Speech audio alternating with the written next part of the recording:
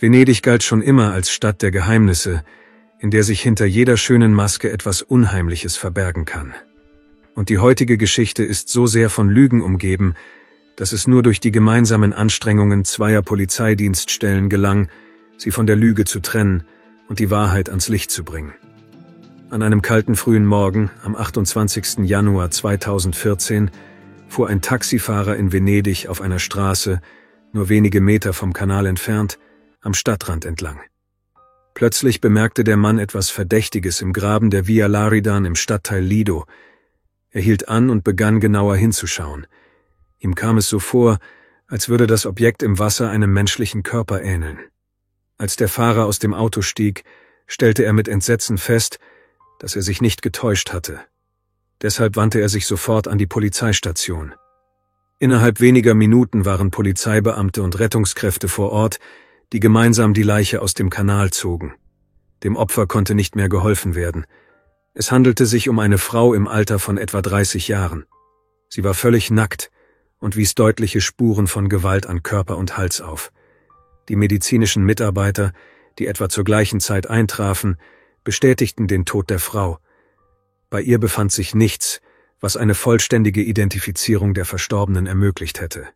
Sie wurde einfach zur Obduktion geschickt, in der Hoffnung, dank der Arbeit des Gerichtsmediziners mehr Informationen zu erhalten.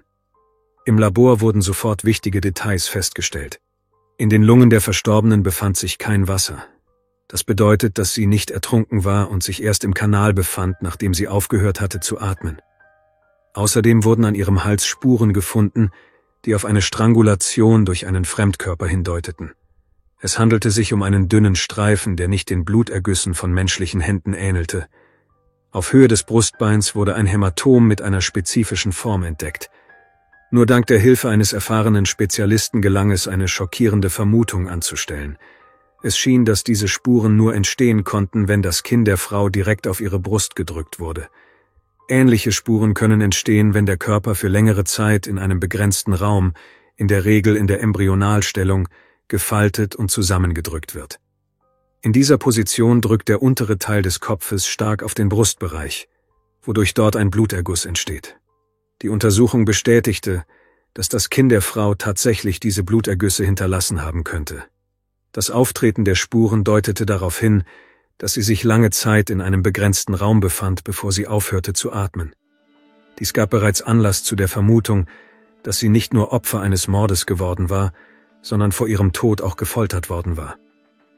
Der Gerichtsmediziner kam außerdem zu dem Schluss, dass sie spätestens 24 Stunden vor der Bergung ihrer Leiche aus dem Kanal durch die Strafverfolgungsbehörden gestorben war.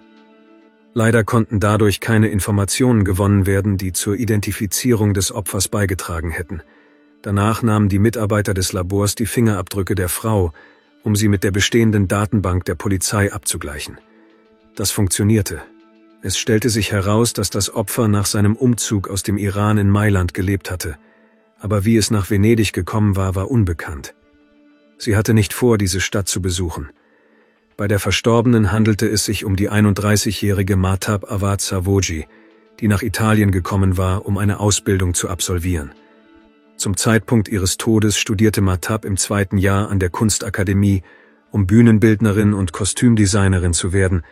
Um weitere Informationen zu erhalten, kontaktierten die Ermittler aus Venedig ihre Kollegen in Mailand und begannen mit ihnen zusammenzuarbeiten, um das rätselhafte Verbrechen aufzuklären. Es gelang ihnen schnell, den Wohnort der Frau herauszufinden. Den Aufzeichnungen zufolge handelte es sich um ein Mehrfamilienhaus am Stadtrand, in dem Zimmer vermietet wurden. Auf diese Weise konnte man eine erschwingliche Unterkunft, ähnlich einem Studentenwohnheim, erhalten. Hier lebten viele Bürger aus östlichen Ländern. Die Polizei fand 3 weitere junge iranische Frauen, die sich gut an Mahtab erinnerten. Sie war bereits im November 2013 nach Mailand gezogen und hatte ein Zimmer im 5. Stock gemietet. Zu dieser Zeit lebten noch mehrere andere Personen dort. Die iranischen Frauen erzählten, dass Mahtab direkt nach ihrer Ankunft in Mailand in der Wohnung gewohnt habe. Ihren Aussagen zufolge führte sie ein normales Leben, ging aber nicht besonders oft unter Leute, da sie hauptsächlich studierte. Manchmal ruhte sie sich am Wochenende aus und unterhielt sich in solchen Zeiten nett mit ihren Nachbarinnen. Den Aussagen der Zeuginnen zufolge gab es keine Anzeichen für ein Verschwinden oder einen Angriff auf sie. Einen Tag, bevor sie im Kanal gefunden wurde, verschwand die 31-jährige Mahtab plötzlich und tauchte nicht mehr auf. Es war Wochenende. Man hätte sie sehen müssen, daher erschien diese plötzliche Veränderung in ihrem Verhalten seltsam. Etwas mehr als ein Tag verging. Die Nachbarinnen begannen sich Sorgen zu machen, trauten sich aber noch nicht, sich an die Strafverfolgungsbehörden zu wenden, um das Verschwinden zu melden. Engen Kontakt zu Mahtab hatten ein Mann und eine junge Frau, beide aus Indien. Am ersten Tag nach ihrer Ankunft konnten die Ermittler sie nicht treffen, da beide bei der Arbeit waren. Da sie jedoch die Mitbewohner der jungen Frau waren, wollten sie unbedingt mit ihnen sprechen. Nach Aussagen anderer Nachbarn stand das Paar aus Indien in enger Beziehung zu Mahtab. Von außen betrachtet schien diese Beziehung ziemlich turbulent zu sein. Während sie auf die Rückkehr des Mannes und der Frau warteten, befragten die Ermittler ihre Nachbarn ausführlich und fanden viele interessante Informationen heraus. Die Besucher aus Indien waren der 28-jährige Rajeshwar Singh und die 30-jährige Gagandip Kaur. Mahtab war wenige Wochen vor ihrem Tod in dieses Mehrfamilienhaus gezogen, aber schon zuvor hatte es regelmäßig Streitigkeiten zwischen dem Paar gegeben. Die Nachbarn hörten mehrmals, wie sie sich stritten, schrien und sogar prügelten. Eines Nachts hörte eine Frau aus dem Stockwerk darüber einen Streit. Sie hörten, wie mit Gewalt Gegenstände gegen die Wände geworfen wurden. Die Frau wollte schon die Polizei rufen, als alles so plötzlich verstummte, wie es begonnen hatte. Am nächsten Morgen wandte sich die Nachbarin zusammen mit ihrem Mann an das Paar aus Indien und verlangte eine Erklärung für den Vorfall. Beide bemerkten sofort, dass Gagandip verletzt war. Sie hatte eine Verletzung am Arm. Auf alle Fragen hin zuckte Rajeshwar nur mit den Schultern. Der Mann rechtfertigte sein Verhalten damit, dass er sich nicht beherrschen könne, wenn er wütend sei. Der Grund für den Streit war Eifersucht, die durch die Anwesenheit der Mitbewohnerin ausgelöst worden war. Interessanterweise berichteten die Frauen aus dem Iran, dass Rajeshwar seit den ersten Tagen nach dem Einzug der neuen Mitbewohnerin Interesse an Mahtab gezeigt hatte. Daraufhin wurde das Paar zur weiteren Befragung auf die Wache gebracht. Die Inder gaben an, die Frau zuletzt am Montag, dem 27. Januar 2014 gesehen zu haben. Ihren Angaben zufolge verließ sie das Haus gegen 10 Uhr morgens. Zunächst behaupteten sie, die Studentin sei allein gewesen und nicht zurückgekehrt. Rajeshwar und Gagandip befragten die Ermittler auch zur Identität des Opfers, was sofort Verdacht erregte, da ihre Version sich deutlich von der Geschichte unterschied, die die Nachbarinnen aus dem Iran erzählt hatten. 3 Landsfrauen, die mit Mahtab befreundet waren, beschrieben die Frau als sehr zurückhaltend, misstrauisch und dem Studium sehr verbunden. Sie verließ nur sehr selten das Haus, beschäftigte sich hauptsächlich mit Hausaufgaben und lernte zusätzliches Lernmaterial. Außerdem hatte sie nach einer kürzlichen Reise in ihre Heimat verschiedene Stoffe mitgebracht, die sie nun für die Herstellung von Bühnenkostümen verwenden wollte. Sie widmete diesem Vorhaben ihre gesamte Freizeit. Selbst am Wochenende war es nicht einfach, sie zu einem Spaziergang zu überreden, und an Wochentagen war das schlichtweg unmöglich. Die Geschichte der Inder war jedoch genau das Gegenteil. Ihren Aussagen zufolge war sie sehr extrovertiert, kontaktfreudig, kam leicht mit Menschen zurecht und knüpfte oft Bekanntschaften, darunter auch leichtfertige. Sie behaupteten, sie hätten sie mehrfach betrunken gesehen, auch bei Spaziergängen mit Freunden in der Öffentlichkeit. Nach der Beschreibung dieser Gruppe war sie eine notorische Partygängerin, führte ein ausschweifendes Leben und lernte fast jeden Tag neue Männer kennen. Ihrer Meinung nach führte dies zu ihrem Tod. Nun hatten die Polizisten 2 völlig unterschiedliche Vorstellungen von ein und derselben Person. Es galt herauszufinden, wer genau log. In die Situation mischten sich Fragen der Nationalität ein, und um jegliche Vorurteile auszuschließen, musste man tiefer graben. Um die Lebensumstände und das Verhalten der Verstorbenen zu klären, nahmen die Strafverfolgungsbehörden Kontakt zu Mahtabs Verwandten auf. So erfuhren sie mehr über die Biografie des Opfers. Natürlich informierten die Ermittler auch die Familie Savoji darüber, dass sie unter seltsamen Umständen tot aufgefunden worden war. All dies wurde als sehr schmerzhafter Schlag empfunden. Mahtab wurde in eine große Familie hineingeboren. Von Anfang an galt sie als sehr zielstrebige und starke Frau. Deshalb empfahl ihre Tante ihr, nach dem Abschluss der Mittelschule in ihrer Heimat nach Italien zu gehen. Sie waren der Meinung, dass dies für sie eine ideale Gelegenheit sei, sich zu beweisen und den Erfolg zu erzielen, von dem das Mädchen immer geträumt hatte. Bereits zu dieser Zeit war sich Mahtab sicher, dass sie sich zur Bühne, zu Kostümen und zum Nähen hingezogen fühlte. Die junge Frau beschloss, ihre kreative Ader, Handarbeit und Theater miteinander zu verbinden. Bevor sie in ein fremdes Land ging, wollte sie in ihrer Heimat eine Ausbildung absolvieren, beendete ihre Ausbildung mit guten Noten und fand eine Anstellung als Kostümdesignerin. Später beschloss sie, ihre Ausbildung fortzusetzen und sich in ihrem gewählten Bereich weiterzuentwickeln. Nun schien es, als hätte sie gute Chancen, einen Platz an der Akademie in Mailand zu bekommen. Sie reichte ihre Bewerbung ein, bestand die Aufnahmeprüfungen und wartete gespannt auf die Ergebnisse ihrer Arbeit. Selbst ihre Familie, die an Mahtab glaubte, war von ihren Erfolgen beeindruckt. Sie bestand die Prüfung als Beste und erhielt den begehrten Platz.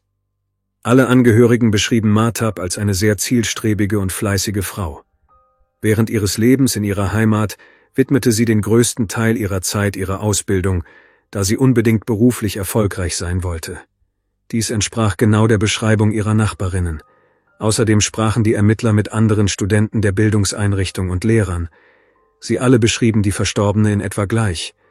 Alle wussten, dass sie selten das Haus verließ, sich hauptsächlich mit dem Studium beschäftigte und sich gelegentlich mit Freunden und anderen Studenten traf. Ihr Lebensstil konnte unter keinen Umständen als ausschweifend bezeichnet werden. Ihre Angehörigen empfanden solche Fragen der Polizei als einen unglücklichen Scherz. Wenn Mahtab nicht über ihr Fachgebiet sprach, dann diskutierte sie über die Zukunft und darüber, wie man Erfolg haben kann. Außerdem half sie anderen Studenten gerne beim Lernen. Sie hatte hervorragende Noten und die Lehrer waren der Meinung, dass Mahtab eine große Zukunft vor sich hatte. Ihre engen Freundinnen wussten, dass sie nichts gegen Spaß hatte, aber das bedeutete selten, dass sie Bars oder Diskotheken besuchte, wie es das Paar aus Indien beschrieb. Sie besuchte solche Lokale sehr selten und lernte dort keine Männer kennen. Die junge Frau überschritt nie die Grenzen des Anstands. All dies stand natürlich in krassem Gegensatz zu der Beschreibung, die das Paar gab, das kurz vor ihrem Tod mit dem Opfer zusammenlebte. Nun stellte sich den Polizisten die Frage, warum sie diffamieren wollten. Sie beschlossen erneut, mit diesen jungen Leuten zu sprechen. Diesmal stellten sie mehr suggestive Fragen. Ihren Aussagen zufolge war das Zusammenleben mit Mahtab unangenehm, weil sie oft ihren Freund zu sich einlud. Die Nachbarn waren gezwungen, dem Paar in intimen Momenten zuzuhören, was Unzufriedenheit hervorrief. Ihnen gefiel dieses Verhalten nicht. Während des Gesprächs fiel den Ermittlern auf, dass Gagandip Eifersucht zu zeigen schien. Sie zeigte offensichtliches Unbehagen, wenn es um die Beziehung des Opfers ging. Noch beunruhigender und verdächtiger war der Wunsch der Inder, aus diesem Wohnheim auszuziehen. Sie hatten aufgrund ihrer Arbeit einfach nicht genug Zeit, alles zu erledigen. Mahtabs Nachbarinnen aus dem Iran berichteten der Polizei davon noch am Tag, als die Ermittler zum ersten Mal in die Wohnanlage kamen.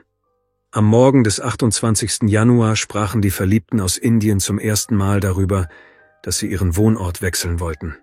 Dabei gaben sie keine konkreten Kommentare dazu ab. Sie versuchten sogar nicht preiszugeben, wohin sie tatsächlich umziehen wollten. Jetzt sah das alles noch seltsamer aus. Während des Gesprächs mit den Indern fiel den Strafverfolgungsbeamten sofort auf, dass sie sich oft gegenseitig ansahen und lange über ihre Antworten nachdachten. Als hätten sie eine vorbereitete Geschichte, die sie den Polizisten erzählen wollten. Nach diesem Treffen wurde beschlossen, beide festzunehmen und ihre Mobiltelefone zur detaillierten Analyse zu beschlagnahmen. Parallel dazu begannen die Carabinieri, Aufzeichnungen von Überwachungskameras entlang des gesamten Kanals, an dem die Leiche von Mahtab gefunden wurde, zu sammeln.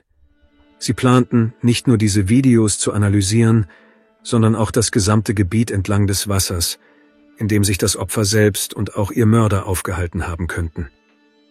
Nach ihrer Festnahme begannen sich die beiden Inder noch seltsamer zu verhalten. Zuvor hatten sie lediglich versucht, ihre Geschichte abzustimmen.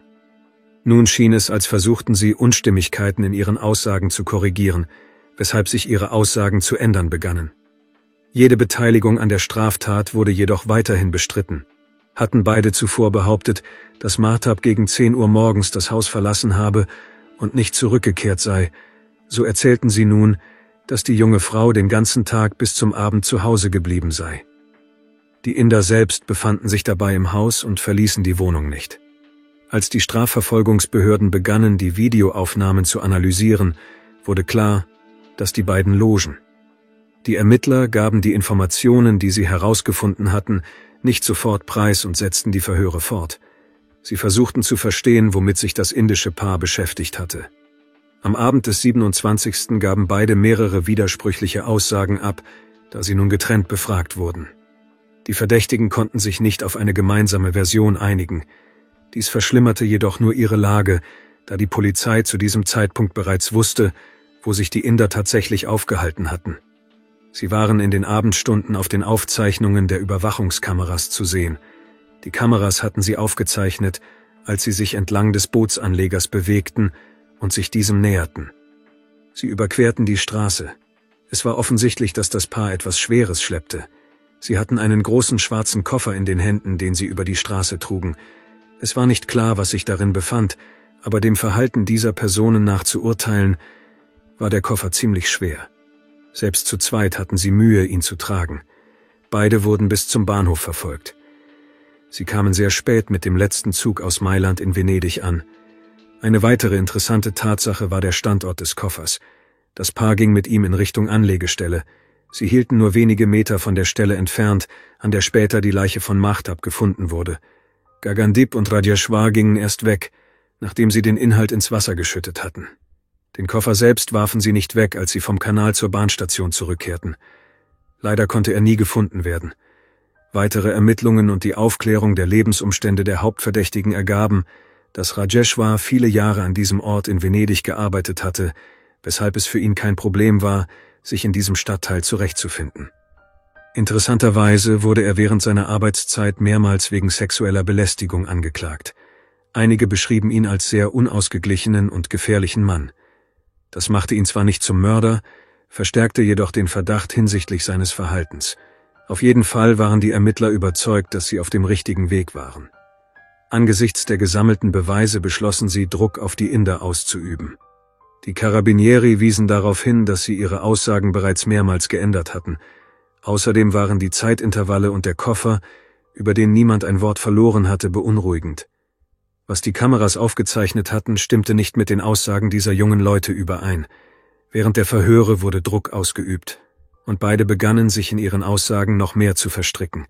Dabei behaupteten sie jedoch, dass sie die Sprache nicht gut beherrschten. Das war eine offensichtliche Lüge. Die Frau gab als erste auf. Sie begann, die Schuld auf ihren indischen Freund zu schieben. Sie bestand darauf, dass sie keine Ahnung habe, was passiert sei. Aber sie wusste, dass Mahtab nach dem Gespräch mit ihm ums Leben gekommen war. Dann erzählte Gagandip den Carabinieri eine weitere zweifelhafte Geschichte und behauptete, sie hätten Mahtab tot im Bett gefunden und sie dann in einen Koffer gesteckt, um die Leiche zu beseitigen. Sie hätten einfach Angst vor den Verdächtigungen der Polizei gehabt. Es wurden jedoch zahlreiche Beweise und Indizien gefunden, die auf etwas Beunruhigenderes hindeuteten. Die Inder behaupteten, dass Mahtab am Vorabend sehr viel getrunken habe. Sie befürchteten, dass die Frau an einer Alkoholvergiftung gestorben sei. Die Autopsie ergab jedoch, dass das Opfer überhaupt nichts getrunken hatte. Die Lüge verstärkte nur den Verdacht gegen das Paar. Rajeshwar erwies sich als viel widerstandsfähiger. Er ließ sich nicht von den Tricks und dem Einfluss der Polizisten beeinflussen. Daraufhin beschlossen die Ermittler, weiter über seine Geliebte zu arbeiten. Ihr psychologisches Profil deutete darauf hin, dass die Frau sehr nachgiebig und fügsam war, so dass es viel schneller gelingen würde, sie zu täuschen und auf ihre Seite zu ziehen. Sie wirkte nicht wie eine brutale Kriminelle, die ihr Opfer vor dem Mord foltern würde. Daher ging man davon aus, dass sie eher ein Opfer von Drohungen oder eine eingeschüchterte Komplizin war. Rajeshwar erfand weiterhin widersprüchliche Geschichten und führte die Ermittler nur noch mehr in die Irre. Er hatte sich so sehr in Lügen verstrickt, dass einige seiner Aussagen tatsächlich überprüft werden mussten. Wieder kamen Mahtabs Nachbarinnen zu Hilfe. Sie berichteten, dass sie mehrfach Zeugen seiner Belästigungen geworden waren. Der Inder zeigte dies gegenüber anderen Frauen, die in der Wohnanlage lebten, aber noch beängstigender war die Beschreibung des Verhaltens seiner Freundin. Es schien, dass Gagandip sehr eifersüchtig war, so sehr, dass sie mehrmals Frauen bedrohte, für die Rajeshwar Interesse zeigte. Es schien, als würde die Untersuchung allmählich der Lösung des Rätsels um die Tragödie näher kommen. Allerdings blieb das Motiv der Täter weiterhin unklar. Die Ermittler beschlossen, bei der Befragung der Verdächtigen einen weiteren Trick anzuwenden. Sie erzählten ihnen, dass sie wüssten, dass Mahtab Opfer einer Vergewaltigung geworden sei und dass es DNA-Untersuchungsergebnisse gäbe, die auf den Täter hinweisen würden. Die Polizisten waren jedoch unsicher und glaubten, dass eine dritte Person in den Fall verwickelt sei. Als der Mann davon hörte, begann er unerwartet, die Schuld auf seine Geliebte zu schieben. Seinen Worten zufolge war sie die Anstifterin des Mordes, da sie seit dem ersten Tag nach Mahtabs Umzug eifersüchtig auf sie gewesen sei. Dabei schob er die Verantwortung von sich und behauptete, dass er am Tag vor der Tat viel getrunken habe, sowohl am Morgen als auch am Nachmittag, als Mahtab starb. Er habe auch viel konsumiert, weshalb er sich an nichts mehr erinnern könne. Als Rajeshwar am Morgen des 27. Januar 2014 aufwachte, fand er Mahtab auf dem Sofa im Wohnzimmer liegend vor. Das kam ihm seltsam vor. Als er versuchte, sie zu wecken, spürte er sofort, wie kalt die Frau war. Es war offensichtlich, dass sie tot war. Danach wandte sich der Mann an seine Freundin und versuchte zu verstehen, was passiert war. Sie gestand ziemlich schnell, dass sie ihre iranische Nachbarin in einem Anfall von Eifersucht erwürgt hatte. Am Hals des Opfers wurden Goldpartikel sowie Spuren einer Strangulation mit einem Fremdkörper gefunden. Dieser ähnelte jedoch nicht bloßen Händen oder gar einem Seil, sondern eher einer Halskette oder einer Kette. Bei der Durchsuchung des Hauses des indischen Paares wurde im Schrank ein verstecktes Schmuckstück gefunden. Vermutlich war genau dieses das Tatwerkzeug. Eine weitere Analyse bestätigte diese Vermutungen. Nach Ansicht der Strafverfolgungsbehörden sollte dieser Gegenstand das Geheimnis lüften, wer von den beiden tatsächlich das Opfer getötet hatte. Da beide sehr viel gelogen hatten, arbeiteten die Ermittler weiterhin an mehreren Versionen des Geschehens. Darunter war auch eine intime Beziehung zwischen Mahtab und Rajeshwar, die die Eifersucht der Geliebten des Inders hervorrief, da sie ihn mit seiner Mitbewohnerin erwischt hatte. Es gab die Möglichkeit, dass einer oder beide Mahtab Intimität angeboten hatten, sie jedoch abgelehnt hatte. Oder dass sie zugestimmt hatte, es sich aber später anders überlegt und damit seinen Zorn hervorgerufen hatte. Der Mann schob die Schuld weiterhin auf seine Freundin, sie auf ihn, was die Ermittlungen nur noch mehr verwirrte. Eine Überraschung war die nächste Befragung, an der Gagandip teilnahm.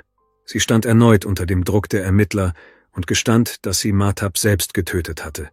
Sie demonstrierte sogar, wie sie ihr mit einer Halskette die Kehle zuschnürte und sie nicht aus ihrem tödlichen Griff befreien ließ. Um ihre Hand nicht zu verletzen, benutzte sie einen zuvor vorbereiteten Lederhandschuh, sodass auf dem Schmuckstück keine Spuren und Hautpartikel der Täterin zurückblieben. Allmählich nahm die Zahl der Fragen ab, aber es war immer noch unklar, ob das Paar diese Tat in gegenseitigem Einvernehmen begangen hatte, ob sie vorsätzlich und im Voraus geplant war oder das Ergebnis einer spontanen Entscheidung war. Zu diesem Zeitpunkt beschlossen die Carabinieri, beide in Untersuchungshaft zu nehmen, bis der Prozess begann. Man ging davon aus, dass man genügend Beweise hatte, um beide anzuklagen. Sie wurden des Mordes ersten Grades sowie der Beweisvernichtung für schuldig befunden. Die Ermittler berücksichtigten, dass es sich hierbei nicht nur um ein sexuelles Motiv handeln könnte, sondern dass auch religiöse und kulturelle Unterschiede zu berücksichtigen waren. Dies erschwerte die Situation etwas.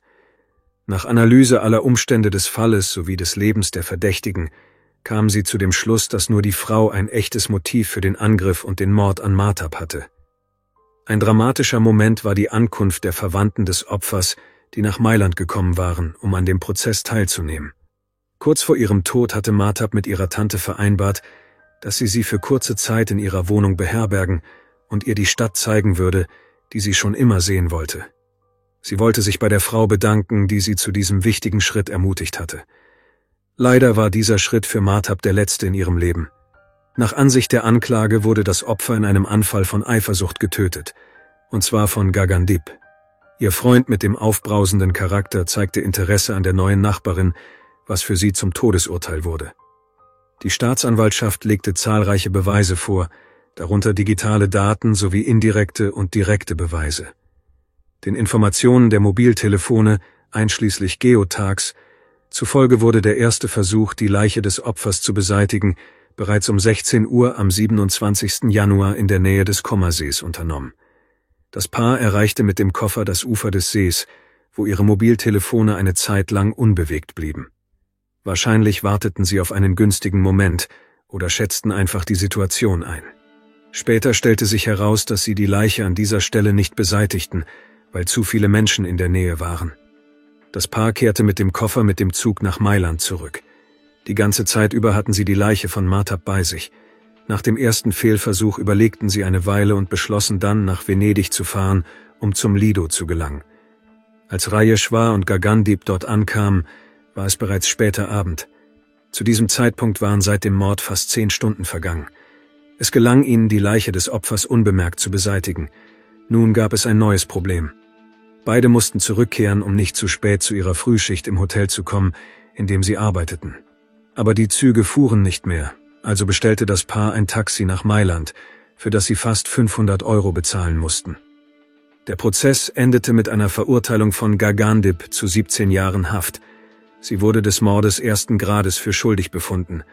Außerdem wurde sie wegen des Versuchs der Verschleierung von Beweisen für das Verbrechen angeklagt. Nach der Berufungsverhandlung in Mailand wurde diese Strafe jedoch auf 10 Jahre reduziert. Ihr Freund Rajeshwar erhielt 1 Jahr und 8 Monate wegen Beihilfe zur Verschleierung der Leiche des Opfers sowie dafür, dass er sich nicht an die Strafverfolgungsbehörden gewandt und das Verbrechen nicht verhindert hatte. Nach dem Berufungsgericht erhielt er jedoch eine noch mildere Strafe, die auf nur 8 Monate Bewährungsstrafe reduziert wurde. Außerdem sollte der Mann nach Indien abgeschoben werden, aber selbst das funktionierte nicht, da später bekannt wurde, dass er nirgendwo hingefahren war und weiterhin in Italien arbeitete.